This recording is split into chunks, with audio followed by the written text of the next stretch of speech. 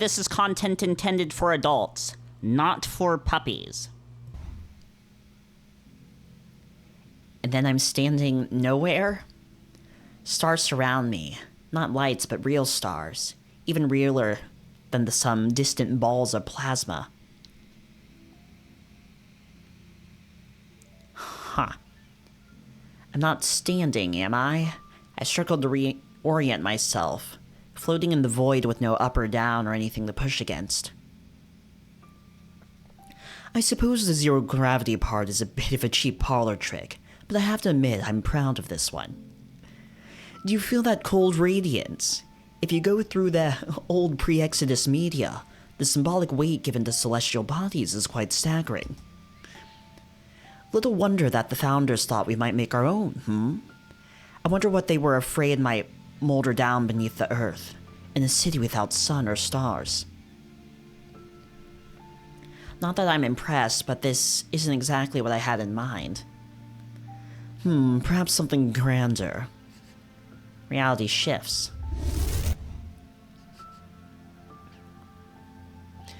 Here, perhaps. Something suited to the blasphemy we mean to commit. Blasphemy? Oh, come on now. Surely you want to explore beyond what's possible in the official instances. It's one of the few lines that even gold can't budge, no matter how many points you have to spend. A biblical fetter on our oh-so-secular society. Huh. So God created mankind in his own image. In the image of God he created them. Male and female he created them. So it was written, so it must remain. One of the greatest restrictions on official instances. No changing who or what you are. Not that they would ever admit to such rank Puritanism. Puritanism, of course. They have excuses. Some nonsense about non-existent psychological damage and the need to preserve bodily autonomy and integrity. Apparently we must be protected from our best selves. At first I was surprised it's not simply monetized. Everything else is sold to us. But I believe it is simply a great symbolic act of defiance, which can never be permitted. Who are we to take forms not permitted by our betters? Who are we to think we are worthy to decide who and what we are? No one can choose who they are in this world. The Deltarune opening. We are, each and every one of us, righteously sentenced to live and die beneath the earth, in the circle of the great city that our virtues and bank accounts dictate. Save here in secret blasphemy, where we might rule ourselves. But I imagine you start with a more ready grasp on the necessity of such exploration than Julian did. They've been speaking with so much drama, their expectant pause catches me by surprise. What do you mean? Oh, come on now. We're both, what euphemism or slur to use? People with pronouns. We were both forced towards roles that did not become us, and we both resisted. I'd like to think us cousins, though our roads are rather different. But here... And then they snap their fingers and move with a grace-like dance. Sinuous, shifting. Here we are equalized in the space of infinite possibility. Here we erase that sacred line. Here we rend the temple curtain for ourselves, that we might be as profane as suits. That we might be as profane as suits our will and our whims. Whatever I prepared for, it wasn't that. The relevance of it all to my own circumstance makes me feel foolish for not thinking of it earlier. I was just pent up before. Now, though, I'm invested. Lark pivots effortlessly from their twisting motion and shifting shape, regarding me once more through critical eyes. Though, no, you don't exactly strike me as the fantasy and antiquity type. Between you and me, that's more Julian's thing. Perhaps something more natural. What the fuck is this shit? They snapped their fingers and were transported again. We're outdoors now. A sky awash with stars and collars stretches above, while a few pieces of scattered furniture surround us. They pass the edge of the firelight cast by a burning tree. The wind whips snow in intricate patterns. Dimly, I remember that snow is supposed to be cold. Doesn't feel that way, though. There, a blanket of snow to complement that lovely fur of yours. Can you warn me when you do that? It's disorientating. Disorienting. Noted. As much as I enjoy monologues and dramatic reveals, we can find other ways to occupy ourselves. Not that I don't appreciate all the coy flirting and dancing around the subject, but here we are. As tempting as it would be, I'm not going to simply sweep you off your feet and bedazzle you with prowess, sexual or otherwise. So, what is it you'd actually like to do, Ash? I'd be lying if I said I hadn't assumed we were going to do that. Well, any other time, I'd rather be the one doing the sweeping. But everything about this space is new and overwhelming. This time, maybe I do want someone to show me the ropes.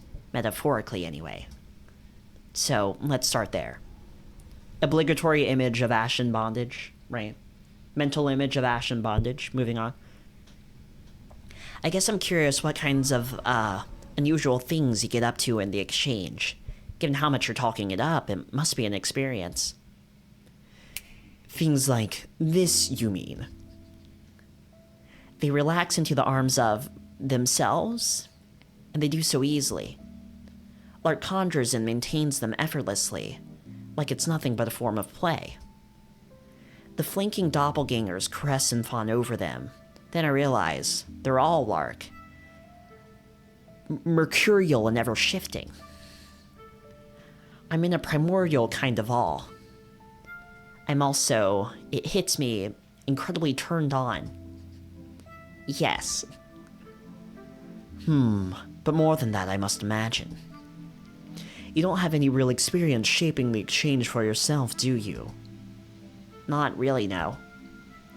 Alas, it will come with time. But I don't think this is the place to start learning. Still, you're looking and you're curious. They reach up and stroke the cheek of their more masculine version. He leans into it, eyes closed, docile and tame. And that's the hard question, whether you're salivating to put your hands on what you see, or whether you want to have it for yourself. Whether you want to explore yourself. What do you mean? Well, I think we could have plenty of fun like this. With the snap of their fingers, the doppelgangers are gone. But I don't think that's what you're looking for. If it's what you want, I could do the same for you. Show you yourself. Show other ways of being. There's at least one version of that I already didn't care much for. Didn't much care for. And one you've worked quite hard for. Would you like to see it pushed farther? This is a place of freedom. However you feel about your body as it stands, I can't imagine you've never enjoyed the fantasy of other ways you might be in some capacity. That's a lot to take in, frightening maybe, raising the specter of the dysphoria put in the ground. But they aren't wrong. In fantasy, who doesn't sometimes enjoy themselves more? More like who they feel they are, who they might wish to be, or even who they might play with being just for a moment. I want to see where this goes. Yeah, let's do it. Such bravado, wonderful. Still, we're wading into hazardous waters. The moment you tell me to end things, I will. I will. Very good, now then. No artist can work without a model. Get a little more comfortable, and I might join you. Oh, right. Okay, this is happening. I shrug out of my jacket and pull my shirt over my head. Lark's gaze traces my muscles with interest. My pants quickly follow. I'm momentarily worried about remembering where I put them, but, of course, none of this is real. My shirt is already just gone.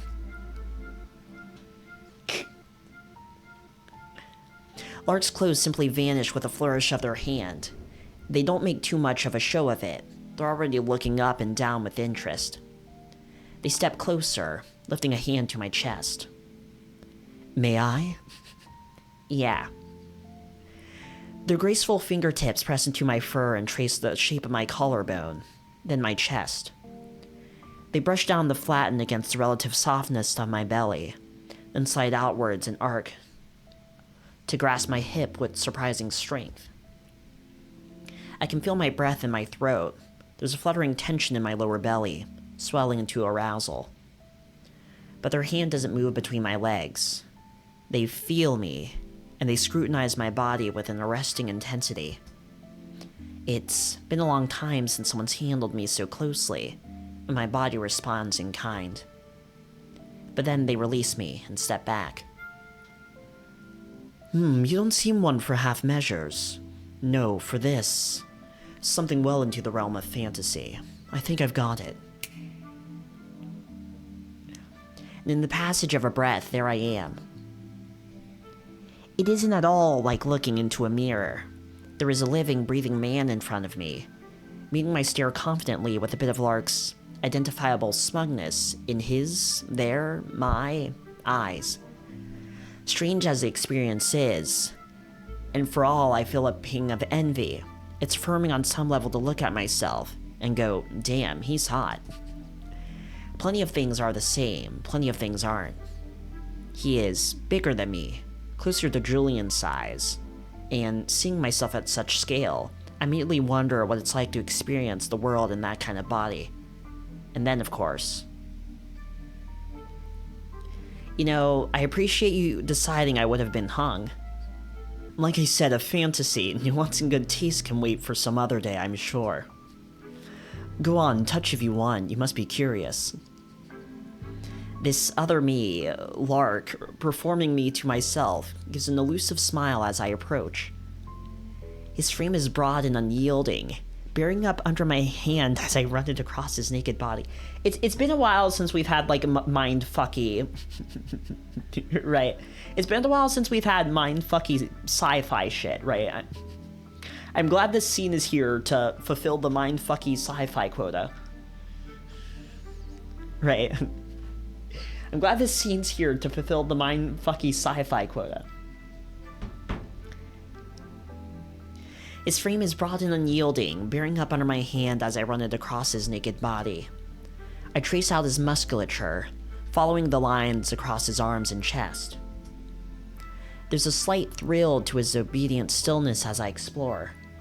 Something about the fact that he's just a bit bigger than me all around, but offering himself up to my touch.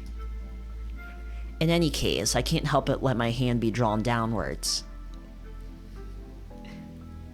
It's not like it's the first time I've handled someone's woof, but this one's mine. I woof him, woof, and woof fill out my hand. I give a slow, full woof, fascinated by the small details of how the skin moves. I reach his woof and slide downward, fingers curling to feeling woof at that intriguing heft of his woofs. Another slow woof along his woof, wets his woof with woof. The slight escalation jolts my attention back to my own arousal, and from there to the strangeness of the entire situation. I pause, releasing him. Doing well? I consider the question. Yeah, this is good. It's a lot, but it's interesting. I'd hoped it might be. Handsome, isn't he? Certainly a lot, as you say, but... These fantasies, these explorations, they are to be assigned to their proper place. They do not exist to imprison or control you, quite the opposite. Why, look at this one. As faithful and as loyal a beast as could be imagined. Such fantasies are for your own benefit, for your own self-discovery, perhaps, or simply for your whims. The white-furred wolf withdraws from Lark's hands, steps forward, and then kneels between my legs. Oh. But certainly for your pleasure. If you wish, that is. He moves close, but he doesn't touch. close enough to feel the heat of his breath against my nether region. Guys, remember in episode 1 how I said I hate sci-fi? I hate sci-fi. Right, remember in episode 1 how I said I hate cyberpunk? I hate cyberpunk. Guys, I hate sci-fi. I hate cyberpunk. Against my nether regions. He glances up at me, eyes a mirror of my own, but with a bit of Lark's goading, daring me, eager to serve. Yeah,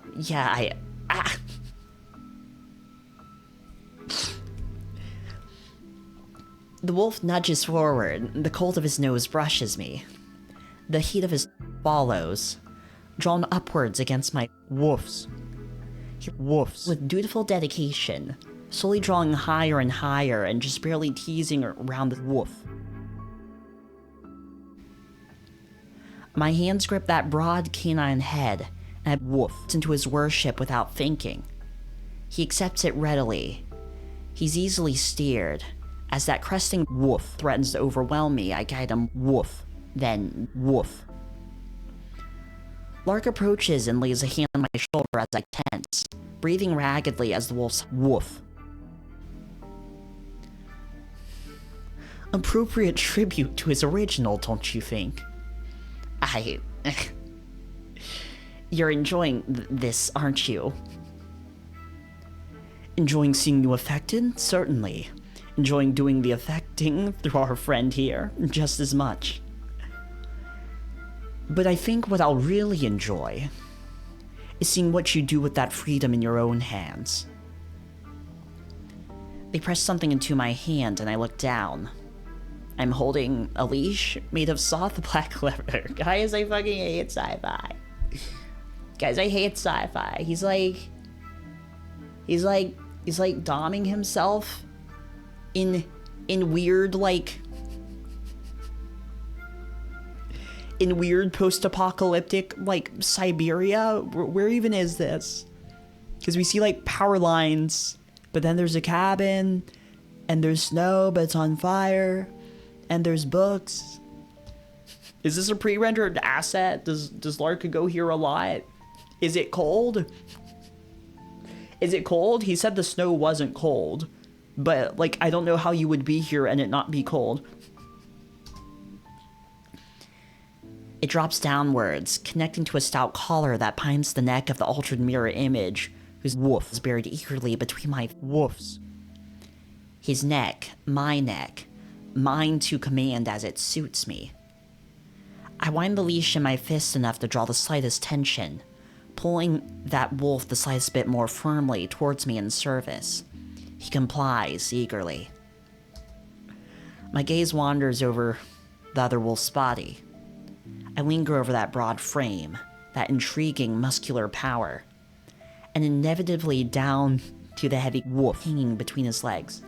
Guys, I didn't have, like, self-cessed on the visual novel bingo board, you know? I didn't have self-cessed on the visual novel bingo board this year.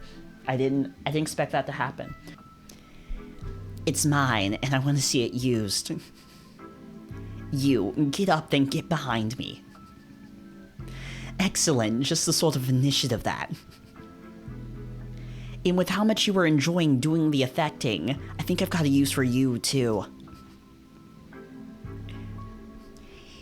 He's eager to comply, and I revel in feeling his strong hands obediently grasp my body. This is the whole thing. Okay.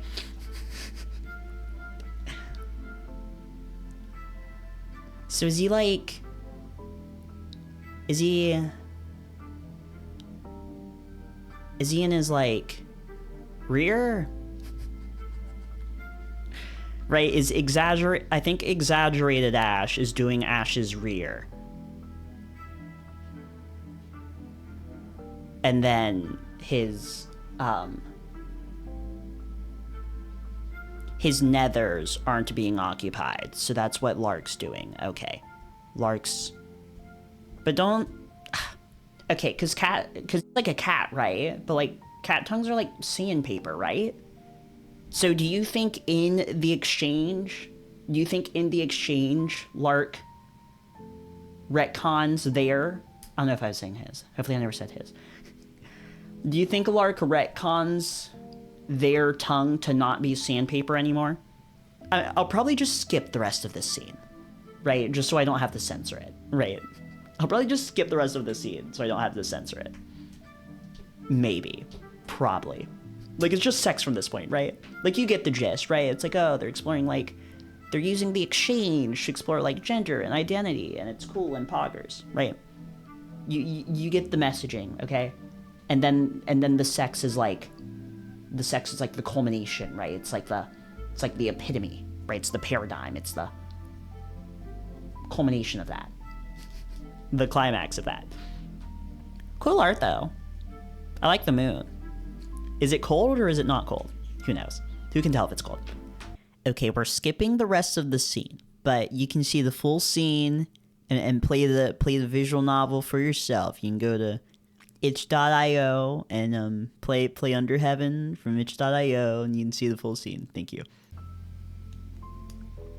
They pull back to catch their own breath and turn, wiping their forearm across their mouth. Okay, so that's weird. So, so Lark has the remnants. Like, how does the exchange work? Like, are these, like, assets? Like, is everything that exists within an instance in the exchange, is it something the, like, occupiers of the exchange are actively imagining? Or are they, like, digital assets that are being, like, loaded and constructed and manifested in real time as whoever is occupying that exchange inhabits it, you know? Right? Like, does something in the exchange cease to exist once you stop thinking about it? Or do you just need to think about it, like, once for it to, like, manifest? Or do you just need to think about it once in order for it to manifest? Then from that point moving on, you no longer need to think about it? Like, it's like Ash's shirt earlier, right? He, like, threw off his shirt. But then it just sort of, like, it got cleared from the cache, you know? It just kind of, like, disappeared. Is that because Ash chose for his shirt to disappear? Or is it because he stopped thinking about his shirt? Or did just, like, the instance declare that the shirt was, like, unnecessary and just sort of, like, removed it from the cache, like, on its own, you know? Like, do these things have, like, server bandwidth, you know? Do these things have server bandwidth? I don't know, it's interesting. The way I'm assuming it works is that you need to imagine things to, like, load in the assets. But then the assets, like, stick after that, right? Like, you don't need to keep thinking about them once they're already there. Right? You don't need to think about them once they're already there. But if, like, a particular, like, asset or object hasn't been thought about for a while, the instance will do, like, it will go ahead and, like, clear it.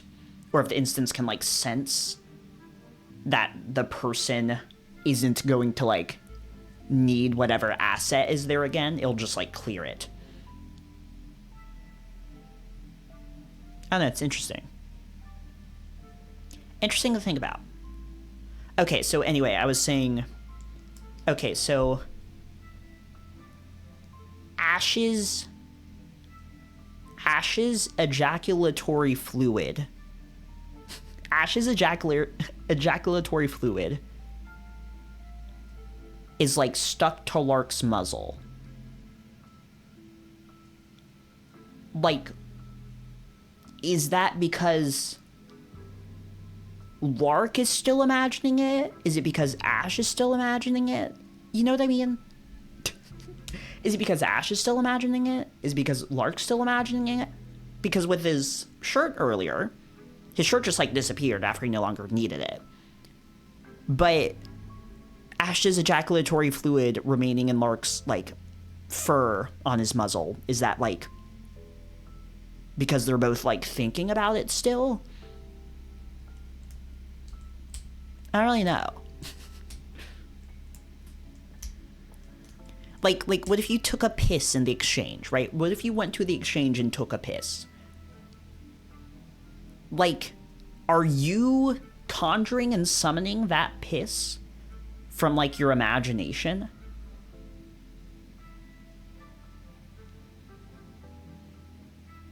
Or does, like, the exchange, whenever you enter the exchange, does the instance sort of, like, pre-render a copy of you from the real world into the exchange? I don't really know. Like, I assume things can't exist in the exchange that you don't already know in real life, you know? I don't know, it's weird to think about. Guys, I hate Sci-Fi. They pull back to catch their breath in turn, wiping their forearm across their mouth. Huh, well, you certainly take to it. Is that how you'd put it? Weird. So, like... Okay, if you come in the game, do you come in real life? Because the way the exchange makes it sound is that, like, you're injecting, essentially, your entire consciousness into the exchange. Where with, like, Julian's, like, drone duties, it seems like the core of his consciousness remains in his body. But he's, like, splintering out his awareness and his, like, mental reception directly, like, to these various cleaning drones. So he's still, like, I don't know, it's hard. I don't know, guys. It's so high concept. It's so high concept, I don't know what's going on.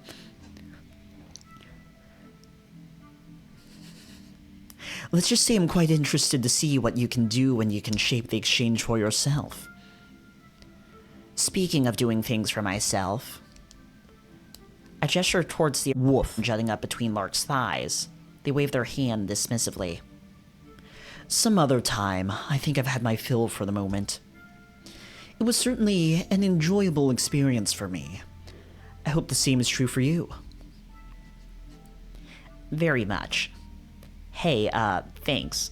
Is this the entire chapter, or do you think there's more after this? Don't mention it. Consider it my little welcome to our corner of existence. And on that note, I think I could do with a break. I probably could too. I'll see you later then. I don't doubt it. The slight pause as I disconnect is almost a welcome reprieve from the overstimulation. I didn't exactly miss the slight ache in my injured arm that resumes as I find myself back in Julian's room. Probably for the best that I can reach a shower without leaving the room. Huh. Huh. Weird. Don't think about it too much. I'm still a bit of a wreck even after my shift is done. What was I thinking, hugging Ash like that? You're allowed to hug your friends. Like, I don't know, I guess you're not supposed to touch people without their consent. But, you know, you can hug your friends, Julian, okay? You don't have to be weird about that. It's been so long, we're not as close as we used to be. The hug was intrusive, and unwelcome, probably. Not that he's gonna feel comfortable saying so to the face of the guy that's paying his rent. Okay, it is kind of weird. Which is the exact reason I should have known better than to do something like that. It's whatever, it's fine. It was only platonic, right? Right? My inability to keep my mind out of the gutter is what's making this weird. Still, I'm almost relieved to find Amir similarly burning the midnight oil at the kitchen table as I grab some cold leftovers from the fridge. It's always leftovers with these guys. Hey. Hey. Can I still do that? Have a decent shift? He's brought home a sandwich for dinner, chicken parm, and he takes a long, slow bite before responding. Went alright. Nothing exciting. He glances at me with an effortless appraisal, and I can tell that I haven't successfully hid much. You look antsy. It's a casual observation. Yeah. And I know Amir. He's asking about me, in his way. But he's also not going to push the subject an inch past what I'm actually willing to talk about. I sigh, brushing a hand over my head. Hey, how do you think Ash is doing? Ash? I mean, I don't know, really. Surprised you're asking me. You're closer to him than I am. That's, I don't know. I guess that's sort of it. I feel like things have been weird with him lately. Weird how? Yeah, Julian, weird how. I don't know. I guess I worry about him, and I don't want to get too over-involved or be overbearing or anything, you know? Not really. Don't think you've had that problem when any of the rest of us have been dealing with some shit. But it's been different with him, especially with the job hunt stuff. The whole situation with not having anything for years has completely fucked him over. He keeps trying so hard. Yeah. Yeah, and he keeps hitting that wall over and over. And I wanted to help, but I can't. It's not how that works. So I just keep watching, and he keeps trying.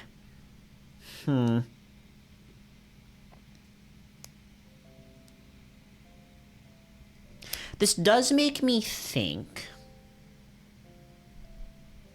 This does make me think that maybe Ash is gonna do illegal things for money.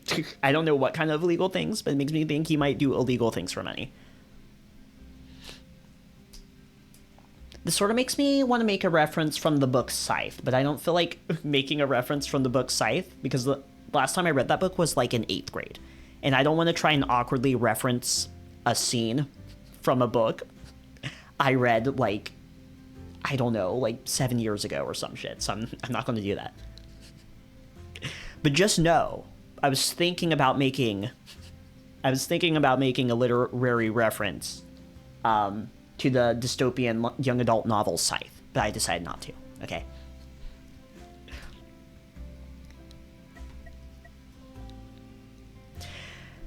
And I want to help, but I can't. That's not how that works. So I just keep watching, and he keeps trying, and I don't know. It rips me up inside, and I don't know what to do with it. Yeah, that seems tough. Sounds like you care about him a lot. He says it so nonchalantly, like it's such a simple thing. Does he mean more than that? Do I? Well, I mean, yeah, we go way back. Sure, but it's been ages since you talked, yeah? I mean, yeah, I guess. What's your point? You're a caring guy. It's one of your better traits. But you don't usually get this mixed up about it, is all. What are you really saying? He looks at me, eyebrows raised. Maybe it's only in realizing how utterly transparent my feelings are to him that they become that way to me. Fuck. My forehead thuds down onto the table. I'm an idiot, aren't I? You can tell me, it's fine. Well, at least you're still pretty. It's funny, I remember Derek saying something similar around when we got together. Jesus, what am I supposed to do about feeling that way, though? I mean, I can't do anything, right? You get why I can't. No, yeah, I get it. The whole everything, yeah. Guess you've got some cold showers in your future. Man, fuck you.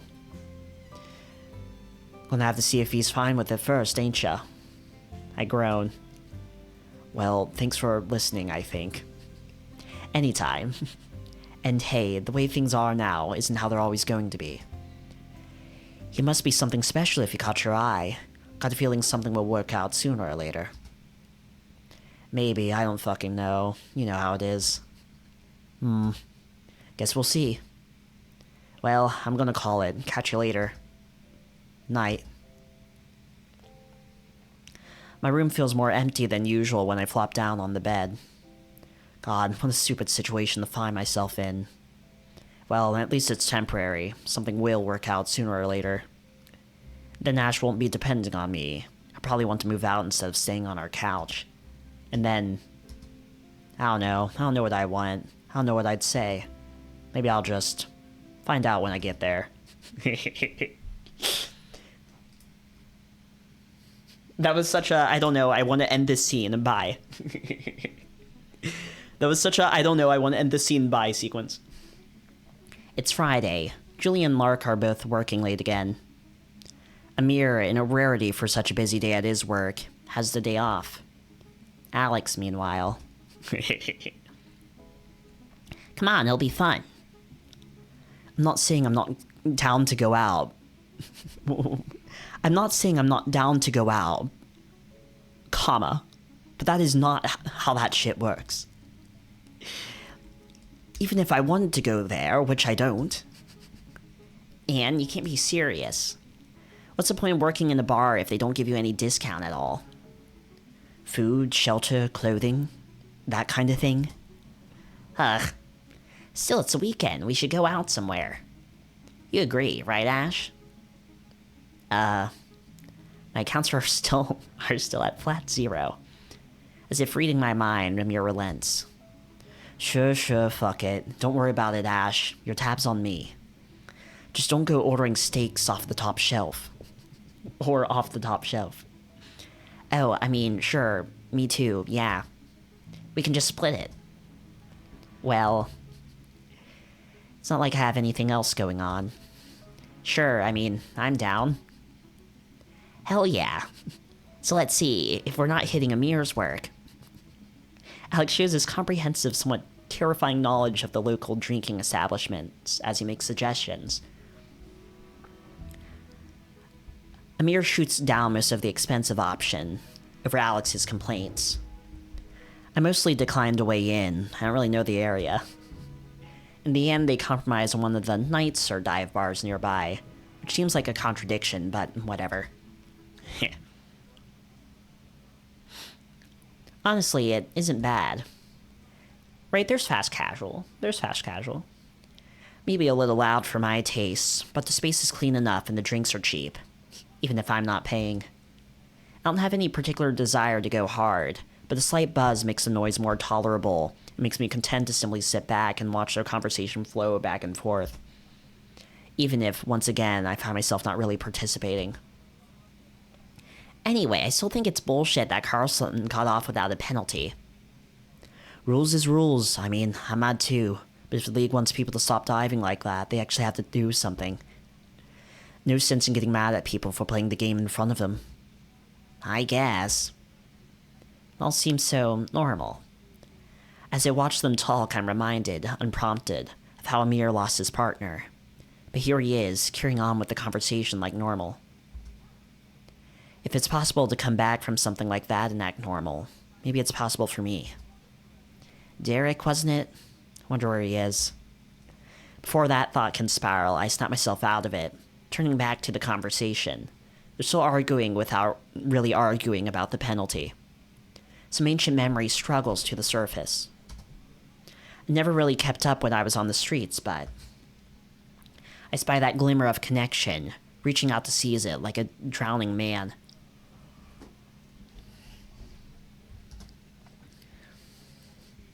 Wait, shit, do the Archers still have Carlson? Oh, right, shit. Julian mentioned you're back from back home. Makes sense you'd be an Archers fan. Well, I kind of missed out on the last couple years. Yeah, I guess so. But you know, if you don't mind, I'd like to catch up a little. Oh man, did you miss out on some shit? So, you're not gonna believe this. The conversation keeps flowing as it was, but I find myself that little bit closer to its center. I react, I offer my opinions, sometimes even if it's asked for. Sometimes if it's even asked for. I feel like a living person. Slight buzz of alcohol coats the evening in a pleasant sheen, something frozen in me beginning to thaw and flow once more. It's nearly perfect. It comes so close. Right up until the moment when I lose a few words of the conversation. And then a few more. There's a bar napkin in my hands. Wasn't there before. It's shredded. No. It's torn more deliberately than that. There's a pattern to it, rigid and geometric. I need to go. To the bathroom. I'll be right back. Is he writing a code to himself? Is this JoJo's Stone Ocean when Jolene's being affected by Jailhouse Rock? So she uses her stand, Stone Free, to write in binary instructions on how to defeat the stand user so she can escape. Sorry, spoilers for Stone Ocean. Spoilers for Stone Ocean.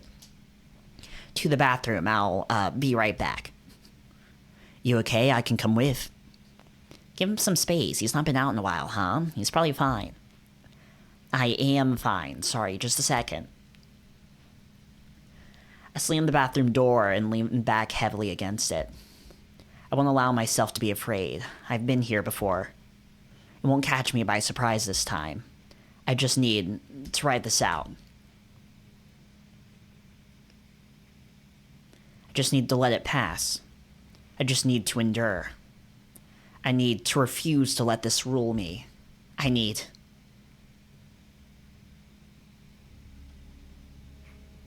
Kore wa nan desu ka? I awaken with a start.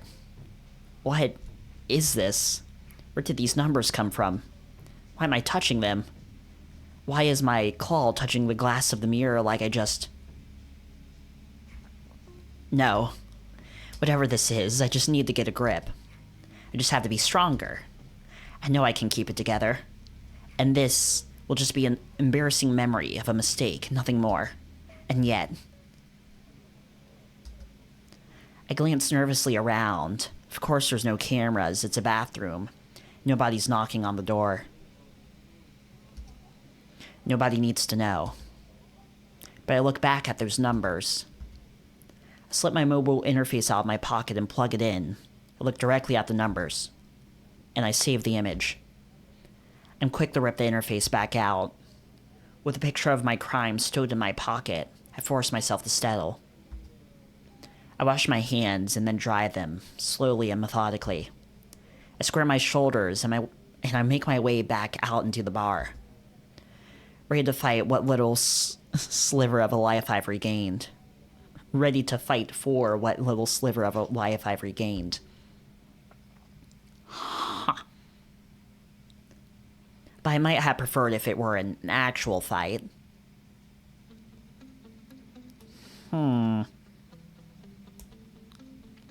No, I mean, I don't exactly have a loader cert, but I could get one. After a while, the days start to blur together. Hey, just wanted to follow up. I interviewed a little while back and... Sure, I'll hold. Hello? If I was good at feeling at things before, I've now sharpened the skill to a razor's edge. Hey, sorry to bother you. I got the new schedule and looks like you might have forgotten to put me on. What do you mean not adding staff at this time? You already hired me. Yeah, well, if you want the apron back, you can provisionally suck my fucking... Hello? Of course, everyone says that there's nothing for it but to keep trying until something works. So I suppose it figures that what finally works isn't anything I did at all. Oh, jeez. I haven't really left the house all day. No recent leads have gone anywhere. I'm at least relieved to have the place to myself. I hate having people around while I'm trying to send off more applications. Either I'm distracted by them being in the same room, or I move when they enter. They notice that they've chased me out, and it's just that little bit more uncomfortable for everyone. I'm surprised to see Amir home first. It's mid-afternoon, but he does get brunch shifts sometimes. He looks smug. Hey. Hey, Ash, you busy? It's been a couple hours on the couch. I shrug and stretch my shoulders. Kinda, but I could probably use a break. Trust me. You're going to want to take a break for this. I perk up a bit. Yeah, what's up? Seems determined to take his time. Well, I forget if I might have mentioned, but one of the dishwashers at work hasn't really been working out. Sorry to hear that. Were they gonna get it fixed? The person, not the machine. Oh. Oh, wait, are you saying... I've managed to stick around a couple months without fucking things up too badly. They listened to me a bit. So I might have been mentioning this guy I know. Hard worker, a real go-getter. That's just been having the toughest time getting anyone to give him a chance. Holy shit, Amir, I don't even know what to say. Thank you. Yeah, well, I might have included that whole line about you doing the caretaker thing for your mom for the past 2 years. So make sure to keep your story straight on that one. When do I start? Tomorrow. You like hot wings? Not especially. Well, you're really gonna hate him once you've gotten the shift in. Great. Amir's a man of his word. Something about the wing sauce the bar uses seems to permeate the entire kitchen, despite irritating my eyes and nose constantly. Besides that, it immediately congeals into a kind of crust that's absolutely hell to get off the plates. They go easy on me for my first shift. Which is to say, I spend the whole time nearly drowning. Amir's the one to catch me and let me know that the supervisor app they have me run on, my interface, fucks up pretty regularly. Which explains why it keeps pinging me to grab dishes that aren't there, but does nothing to stop the headache-inducing alarm or alert me before a waiter barks at me for missing dishes that are. But I make it through. I know I can do it tomorrow, too.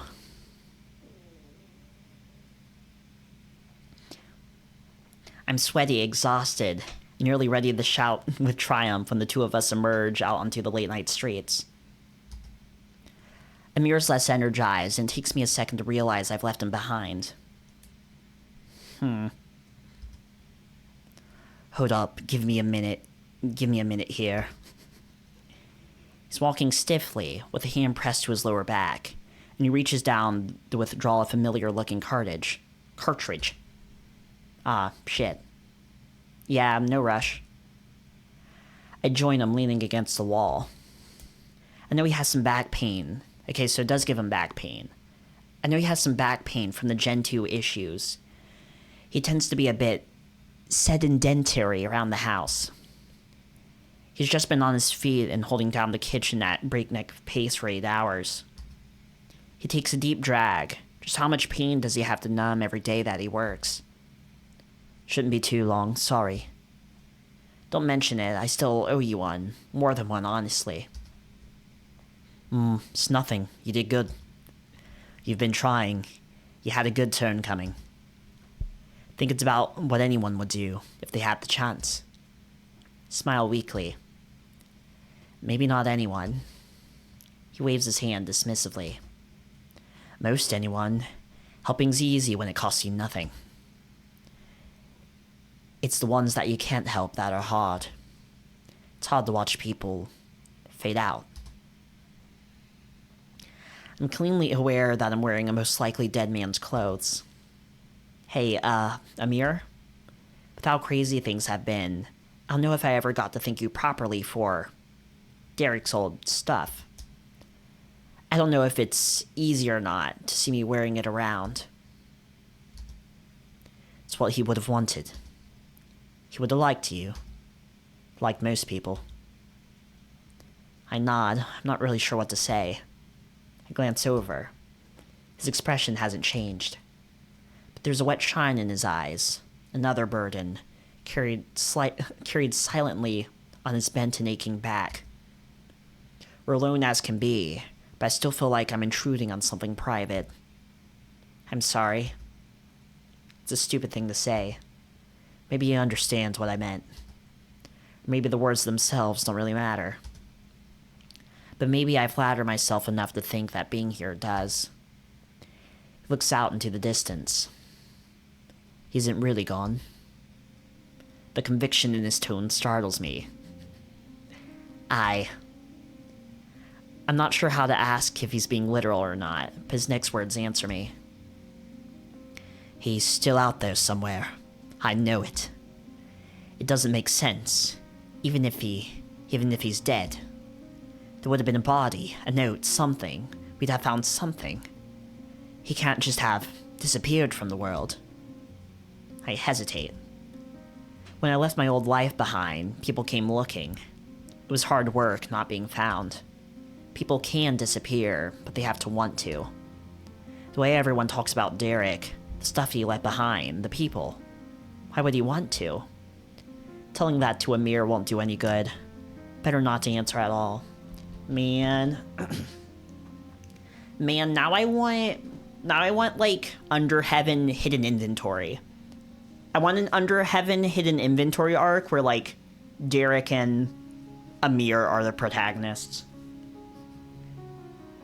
Just so we can see, like, what Derek's deal is.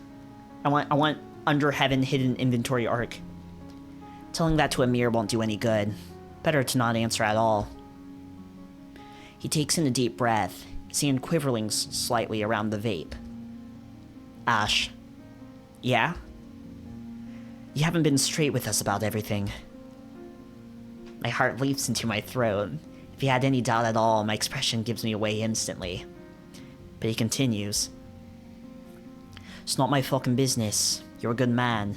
If you have shit you're keeping to yourself, you have your reasons. But I need to ask you something. I need you to swear you'll give me this truth. He has me dead to rights. And I owe him this. I nod solemnly. I swear. This thing that happened to you, the Vanishing Act, the 2 years gone. Is there anything that makes you think maybe it happened to Derek too? I think through everything as carefully as I can. He waits, letting me take my time. I don't know. Still barely know anything about it myself. He deserves more than that. As far as you know, Derek never modified his implants or the firmware or anything, did he? Gives me a long, scrutinizing look. He did alt stuff with Julian and Locke. Set up some jailbroken instances. Messing with implants, though? Never heard of that kind of thing. Sounds dangerous. I pick my words carefully. And before he disappeared, he seemed okay. He never seemed like he was looking for a change. I can read nothing from Amir's stony expression. He had a lot of struggles, more than the rest of us. If you're asking whether he would do something to himself, no. He wouldn't. I know he wouldn't.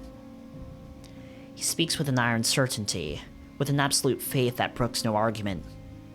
I can barely focus amid the wash of relief as we dodge that topic. Feel lightheaded at the subject straying so close to what I did.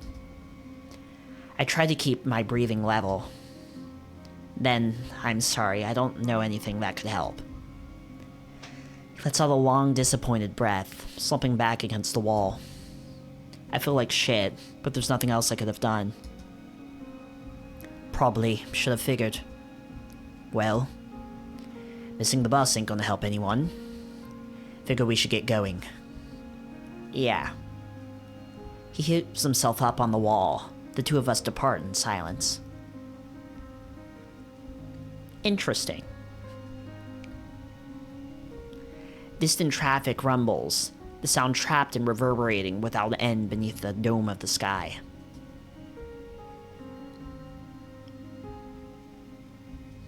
Okay guys, that's the end of Under Heaven.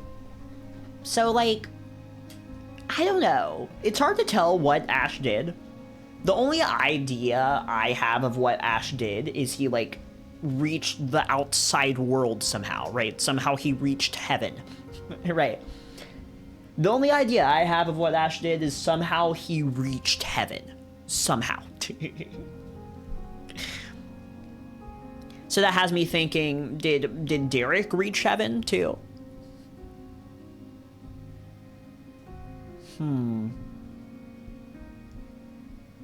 Well, would the outside world even be heaven in this analogy?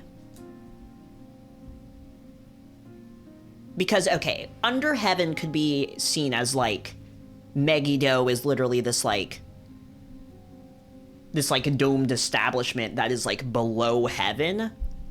But also under heaven can be interpreted, because if you remember the poem Howl, it says like they lifted the city up to heaven, which exists and is everywhere about us. So that implies that like Megiddo, Moloch. Megiddo is essentially Moloch for the sake of the analogy, I suppose.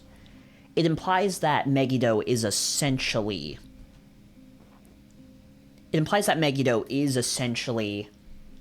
heaven in of itself. So therefore the title Under Heaven could, rather than referring to this like city, the society they're living in that's like under heaven could be referring to like the oppressive city of Megiddo that is like weighing upon its like citizens, weighing upon the characters. Anyway, so it basically like the only idea I have is that somehow Ash reached whatever is outside of Megiddo, and Derek might have also did that or something. He might have reached whatever is outside Megiddo, but it's hard to tell what Ash did. It's hard to tell what Ash did. Anyway, we reached the end of the current build. I've been doing Under Heaven weekly, but I guess that's it for Under Heaven for now, right? Which is kind of funny because I'm wrapping up a lot of my series. A lot of the series I've been reading, I've wrapped up a lot of them. So Ottertail is having its final update at the end of this month. I was doing like a mini series with Midnight Wolf. That's done. I was doing Since November, right? I was doing Since November over the course of November. That's done. We're still reading Lyre. Lyre's still here. What was I gonna say? Lyre's still here. What was that other series? Yeah, Under Heaven's almost done. We're almost done with Under Heaven. Oh yeah, Chord Progressions. Chord Progressions is fully recorded. And Chord Progressions is going to be finished, like, by the end of the year, I'm pretty sure. Actually, no, because I inexplicably missed an upload. I missed an upload of Chord Progressions because I posted Since November that day instead of Chord Progressions. But, yeah, a lot of the series I'm reading are they're not ending, but, you know. A lot of the series I'm reading, I've essentially, like, read them up to date, right? Again, I'll do, like, another video explaining, like, how the schedule, like how my upload schedule is supposed to work. So I won't really go over it right now. But basically, I have a list of visual novels I want to read. So I guess, like, over time, I'll start adding in those, like, new novels that I've been talking about wanting to read soon. So we're essentially encroaching on the end of the, like, quote-unquote, like, winter/fall season, right? We're essentially encroaching on the end of, like, the fall season of these, like, visual novels I've been reading. So yeah, this is probably the last episode of Under Heaven for a while. It makes me kind of nervous, like, being put on the spot like this. Like, now I feel like I have to give, like, a review or a synopsis of, like, Under Heaven or something. Like, I don't know, it's really cool, it's really interesting. I like the characters. All the characters are quite unique. The premise is really unique. All the characters are charming. All the characters are likable in their own way. We haven't spent a lot of time with Alex. Alex is the only character who hasn't really been, like, that explored so far. But he seems like he's meant to be, like, a relatively, like, grounded character anyway. Nonetheless, right? I really like the characters. I really like the setting. I really like the premise. I don't know. I don't really read cyberpunk, right? Again, famously, I don't like cyberpunk. Right, as I stated earlier, I don't like cyberpunk. I hate cyberpunk. I don't really read a lot of, like, other cyberpunk stories, so I don't really know how, like, Under Heaven, like, how its setting, like, compares and contrasts to, like, other instances of cyberpunk and whatnot. I really like it, though. I really like Under Heaven. Definitely the most I've ever been invested in a cyberpunk story or a sci-fi narrative.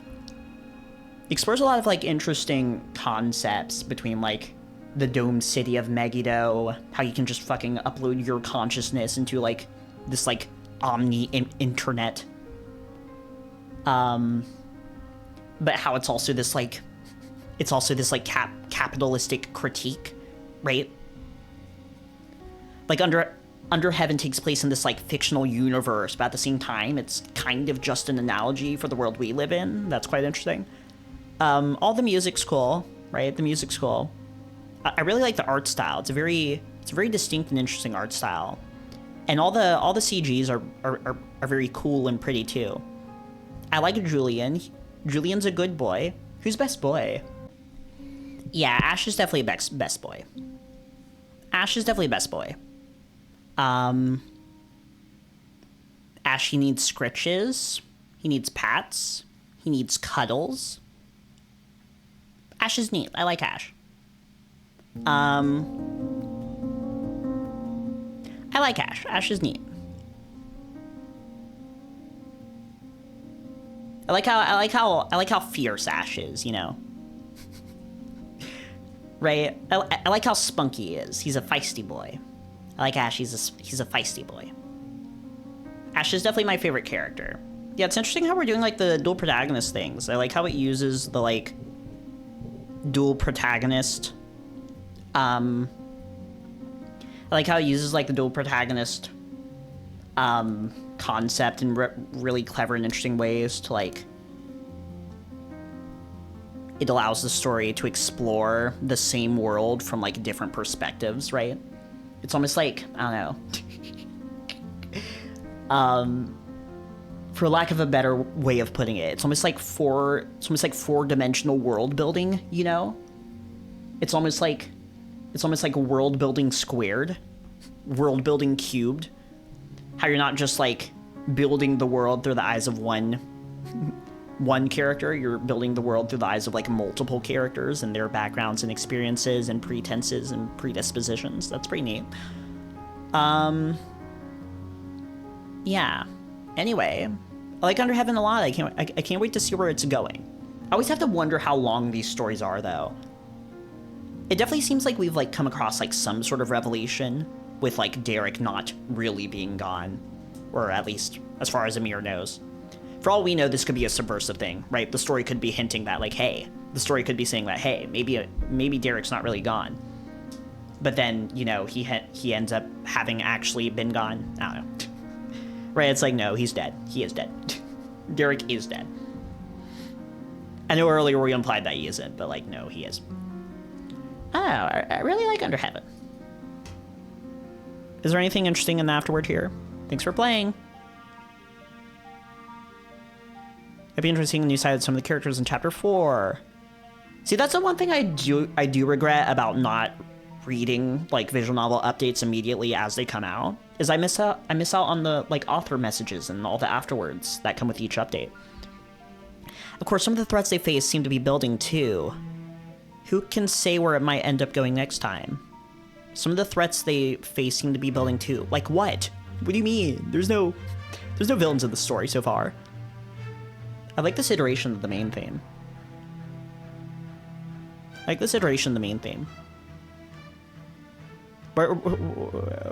do so many people work on this? Anyway. Why are there so many people that work on this?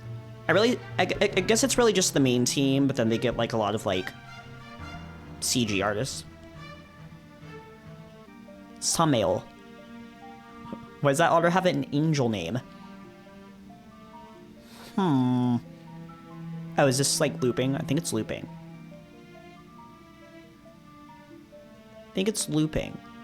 Anyway, what was I gonna say? Hyena Blood's the logo and UI designer.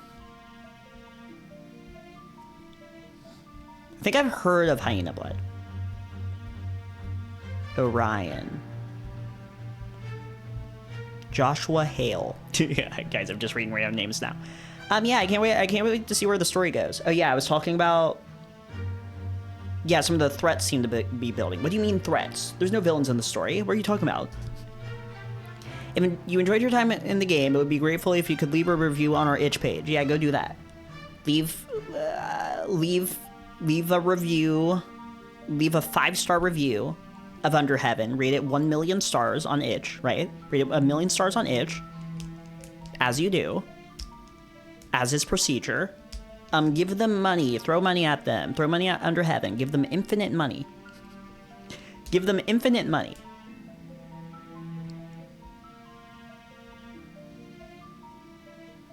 Yeah, and this was just like updated recently too. So I know they do like, I don't know, they do like really frequent updates. Pretty frequent updates. So go give them money. You know, there's probably a new build coming out right now, right? You guys could probably be about to read the new build if you go on their wherever you can give money at give money to them at, right? If you go to wherever you can give money to them at, right? Right, you can probably be reading the new build right now, right? Right, that being said, I probably won't be reading Under Heaven again for like a while. I don't know. Yeah, so I guess the threat they're referring to there is just like Ash's weird like memory glitches and whatnot. It's interesting. Yeah, but anyway, guys, Under Heaven poggers, right? Do you think he would let me cuddle him? Do you think Ash would let me cuddle him, or do you think he'd be awkward about it, right? Like, he's probably so fluffy, right? Because he has that, like, pretty white, like, golden tinged fur. It's probably so soft. Probably such a fluffy boy. Anyway, that was Under Heaven. Support the official release, right? Support the official release. And yeah, we'll be back in Megiddo next time. And next time is essentially whenever I decide, right? I'll essentially, like, come back to Under Heaven sometime in the future. Like, maybe it'll be next year. Maybe it'll be next year. Maybe it'll be the year after that. It probably won't be 2 years from now. But, you know. It'll be interesting. It'll be interesting. Yeah, thank you guys. Support Under Heaven. And thank you for watching. If you sat through me babbling during this outro. Just staring at all these icons scrolling past. Solar Column patrons. Wreath patrons. Disc patrons. So the Solar Column's the highest one. Guys, that could be you. That could be you scrolling in the credits. There's only 3 people. Right, there's only 3 people besides the development team that have their icons in the credits. That could be you. Right? You could be a Solar Column. Anyway, guys. Thank you. Thank you, bye.